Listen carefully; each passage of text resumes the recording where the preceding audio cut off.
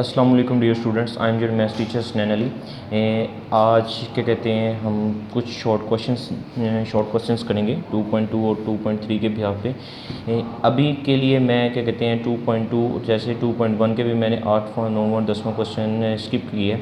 इसी तरह 2.2 के मैं क्या कहते हैं 3, 4, 5 क्वेश्चन स्किप कर रहा हूँ, और 2.3, 4 और 5 जितनी भी एक्सरसाइज हैं उसमें जो लॉन्ग क्वेश्चंस हैं वो मैं स्किप कर रहा हूँ, क्योंकि जो हमारी ऑनलाइन असेसमेंट है वो है MCQs बेस्ड। तो लॉन्ग क्वेश्चन से क्या कहते हैं हमारे पास MCQs नहीं आएगा।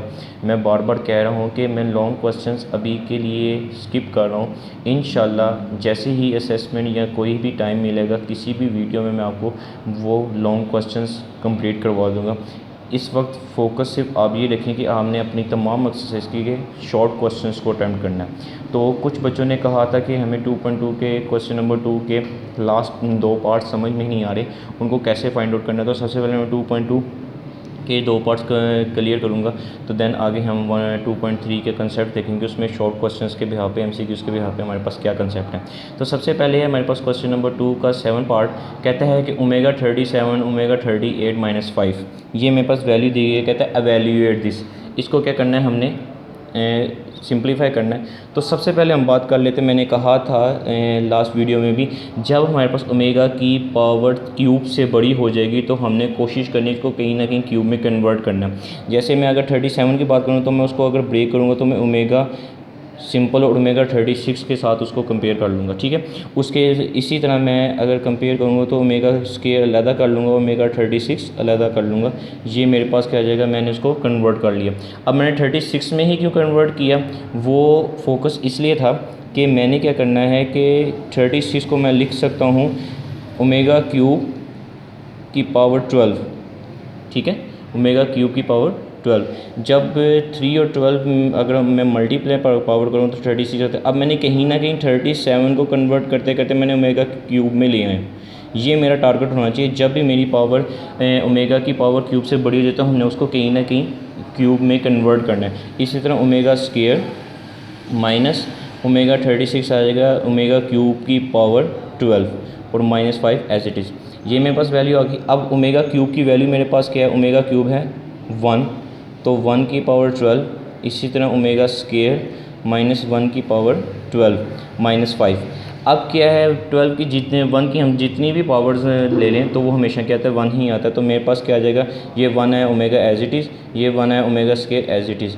अब हमने एक फार्मूला पढ़ा था, अगर आपको याद हो, मैं लास्ट टाइम भी जिक्र किया है कि अगर मैं तीनों रूट्स ऑफ यूनिटी को ऐड कर लूँ तो मेरे पास 0 होता है। तो इसमें से रिज़ल्ट निकाला था कि ओमेगा प्लस ओमेगा का स्केयर वो किसके बराबर है, -1 के बराबर है। तो मैं अब इस क्या कहते हैं ओमेगा प्लस ओमेगा स्केयर की जगह मैं क्या लिखूँगा, -1। ये अब मैं बार बार कह रहा हूँ, आपने ये छोटे छोटे फार्मूलेज याद रखने हैं। MCQs में ये पूछ लिए जाते हैं, MCQs में ये पूछे जाएंगे आपसे, बोर्ड में भी पूछे जाएंगे और क्या कहते हैं असेसमेंट में भी ये आ सकते हैं।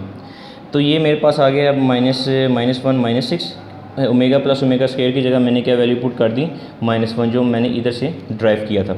अब मेरे पास क्या आ गया है 6, तो ये मेरे पास आंसर क्या आ गया 6। सिंपल से क्वेश्चन है, अक्सर बच्चों ने डिमांड की थी, ये क्वेश्चन समझ में नहीं आ रहा, हो सकता है उनको कन्वर्ट करना ना आ रहा हो।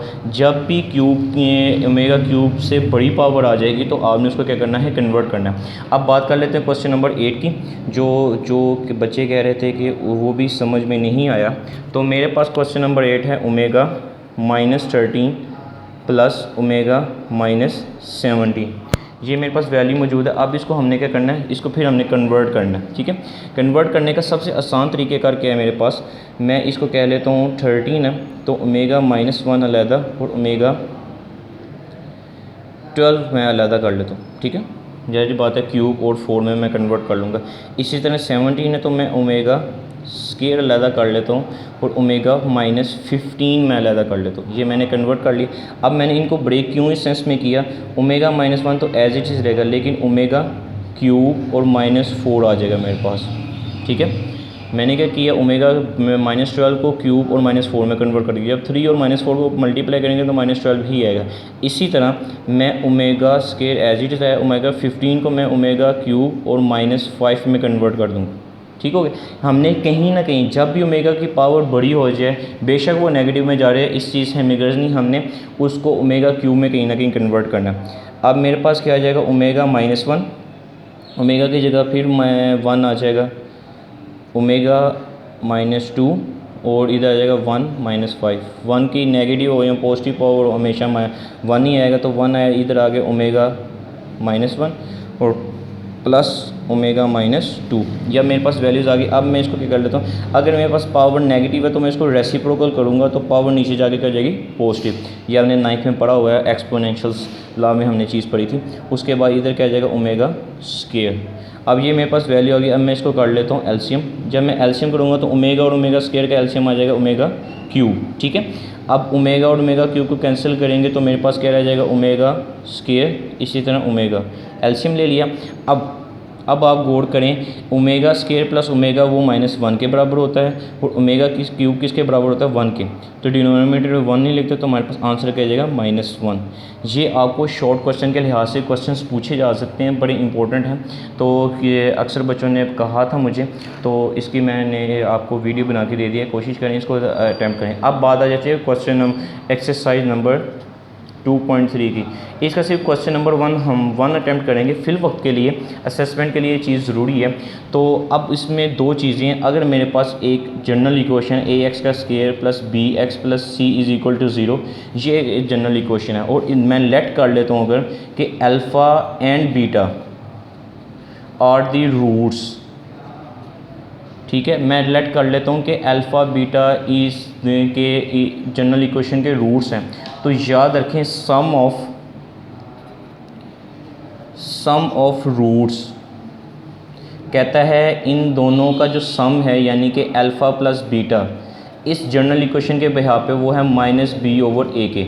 ये हमने ज़ुबानी फार्मूला याद रखना है। Sum of the roots of the general quadratic equation is -b/a and is also called alpha plus beta या सम ऑफ रूट्स, जिसको हम SB कह सकते हैं बड़ा, ठीक है। ये कहीं ना कहीं टर्म्स आपको इस्तेमाल होंगी नेक्स्ट क्या कहते हैं एक्सरसाइज में।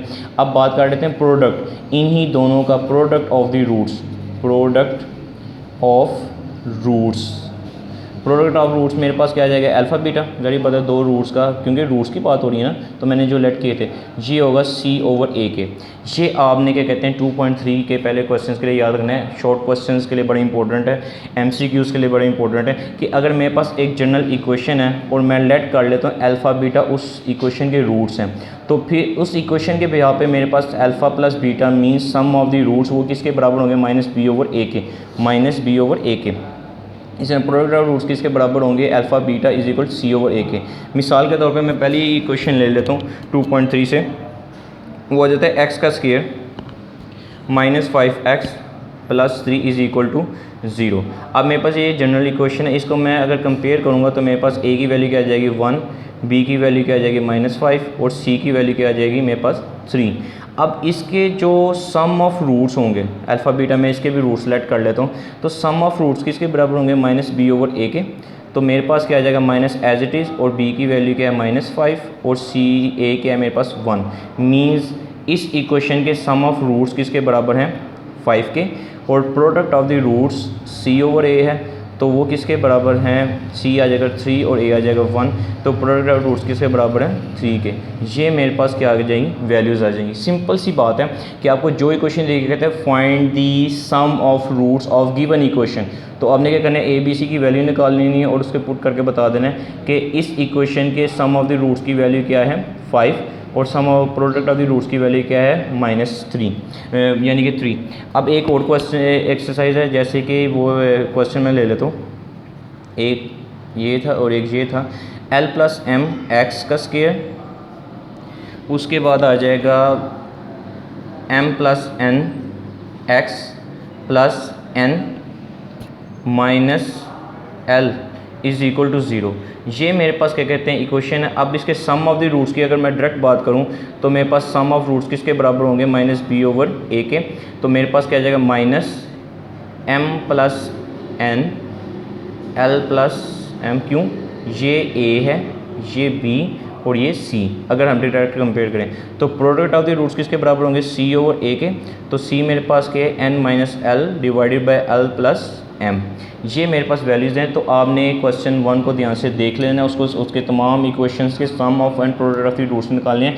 MCQs के लिए और शॉर्ट क्वेश्चन के लिए क्वेश्चंस बड़ी इंपॉर्टेंट हैं। मैं बार बार कह रहा हूँ 2.2, 2.3, 2.4 के स्टार्टिंग क्वेश्चन और 2.5 के स्टार्टिंग क्वेश्चन MCQs और शॉर्ट क्वेश्चन के लिए बहुत इंपॉर्टेंट है। मींस आपके ऑनलाइन असेसमेंट के लिए MCQs और शॉर्ट क्वेश्चन लाजमी आएंगे। एक्सरसाइज के MCQs याद करें, 2.5 के फर्स्ट क्वेश्चन याद देखें, 2.4 का फर्स्ट क्वेश्चन देखें, 2.4 वैसे सारी ही शॉर्ट क्वेश्चन के भी यहाँ पे, और 2.3 का फर्स्ट क्वेश्चन, 2.2 के पहला और दूसरा क्वेश्चन फर्स्ट, और 2.1 के पहले 2 क्वेश्चन, और conditions nature of the roots की। ये चीज़ें इंपॉर्टेंट हैं, मैं बार बार वीडियो में बताता रहूँगा। 21 जुलाई को आपकी असेसमेंट स्टार्ट हो रही है, तो इस शॉर्ट क्वेश्चंस को ज़्यादा से ज़्यादा अटेम्प्ट करेंगे, क्योंकि मैथ के लॉन्ग क्वेश्चन कभी भी आपके MCQs में कन्वर्ट नहीं हो सकते, लेकिन शॉर्ट क्वेश्चंस और गिवन स्टेटमेंट्स, कुछ फार्मूलाज, वो आपके शॉर्ट क्वेश्चन MCQs में आ सकते हैं। तो इसलिए बार बार कह रहा हूँ कि लॉन्ग क्वेश्चन को ज़्यादा तवज्जो ना दें। वो इंशाल्लाह जैसे ही स्कूल स्टार्ट होंगे या मुझे मौका मिलेगा वीडियो में, तो मैं आपको वो सारे क्वेश्चंस जो स्किप करवाए हैं वो मैं करवा दूँगा। ठीक है, इंशाल्लाह अगली वीडियो में हम 2.4 के कुछ क्वेश्चंस देखेंगे, 2.5 के, तो बाकी जितने भी छोटी छोटी चीज़ें हैं वो आपके साथ मैं शेयर कर लूँगा। ओके, अल्लाह हाफिज़।